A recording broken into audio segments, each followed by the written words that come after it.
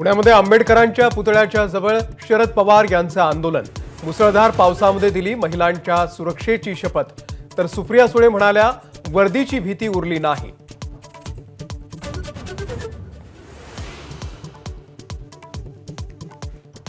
स्त्रियांवरील अत्याचार खपवून घेतला जाणार नाही, शरद पवारांचा इशारा। पुण्यातल्या निषेध आंदोलनामध्ये शरद पवारांनी आंदोलकांकडून वाचून घेतली शपथ।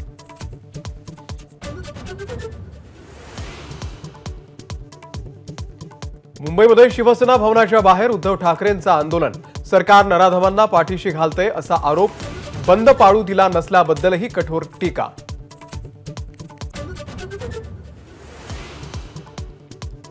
छत्रपती संभाजीनगरमध्ये भाजपचं आंदोलन। छत्रपती संभाजीनगरच्या क्रांती चौकात महाविकास आघाडी आणि भाजपचे कार्यकर्ते समोरासमोर येण्याची शक्यता।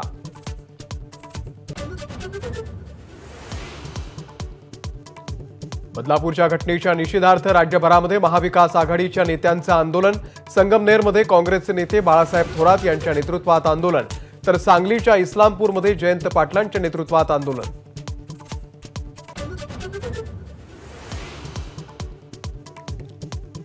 जातीपातीचं विष शरद पवार यांनीच कालवलं। राज ठाकरे यांची शरद पवारांवरती टीका। संतांची आडनावं राष्ट्रवादीच्या जन्मानंतरच बोलली जाऊ लागली। राज ठाकरे यांचा घणाघात।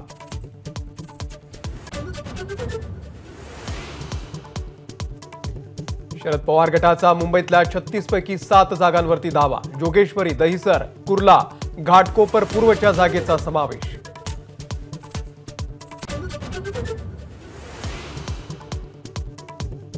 बदलापूर प्रकरणामध्ये एसआयटी कडून 17 जणांची चौकशी। मुख्याध्यापिका आणि 2 ट्रस्टींनी घटना कळूनही पोलिसांना माहिती दिली नसल्याचं समोर।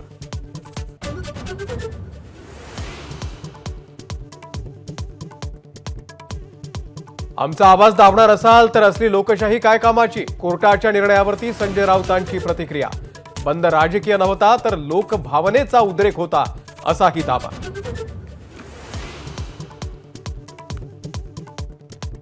पहिल्यांदाच गुन्हा केलेल्या पण शिक्षेचा 1/3 काळ पूर्ण केलेला सर्व अंडर ट्रायल गुन्हेगारांना जामीन द्या, सुप्रीम कोर्टाचे आदेश।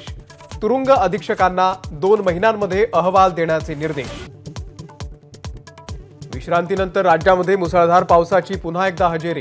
तर मुंबईसह राज्यातील अनेक जिल्ह्यांना पावसाचा अलर्ट। काही भागांमध्ये शेतीचं पावसामुळे नुकसान।